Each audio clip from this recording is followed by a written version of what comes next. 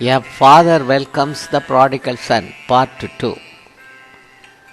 Please see the instruction given in the part 1 for question answers.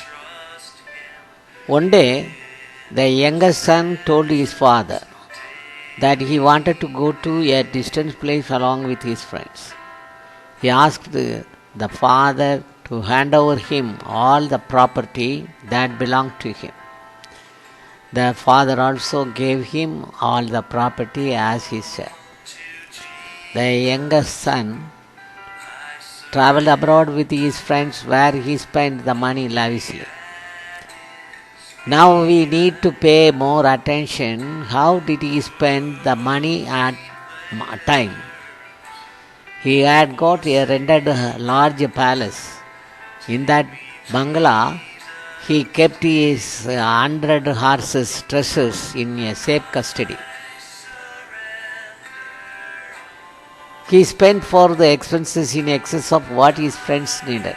He threw away a lot of money for the unemployed youth who came and revealed their hardship in living life. He advised them to do some business to have a good life. Many came to him for shortage of drinking water in that town. When he heard about that, he immediately helped them for getting good water, arranging pipeline in many places.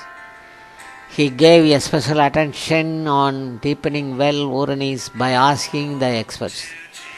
He took much pain to eradicate famine in that town. He entrusted these projects within the people around him. But they spent a few amount to clear the ponds and lakes and squandered all the money without performing work. On one hand, he did many good deeds, but on the other hand, he had also wasted and spent a huge amount of money through his untrustful, unworthy friends. He spent a lot of money for his drink, celebration, excitement, and prostitution.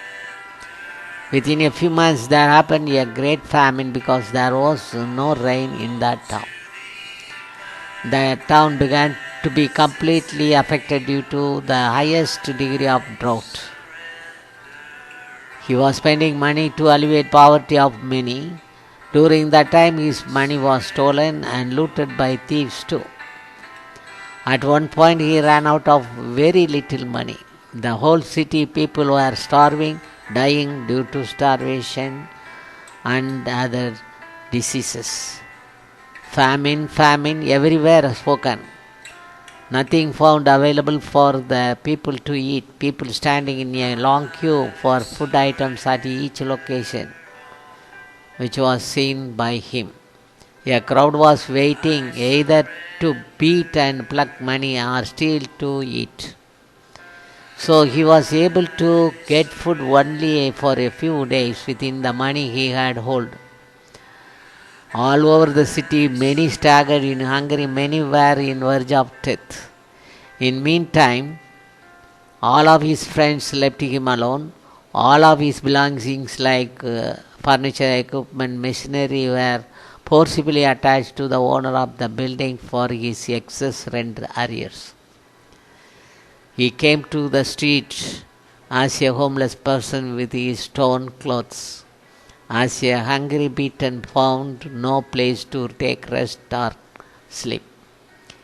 He was wandering without any food to eat. For several days he felt hungry. The clothes were wetted and torn. Many places he asked for obtaining work, no one was willing to offer him.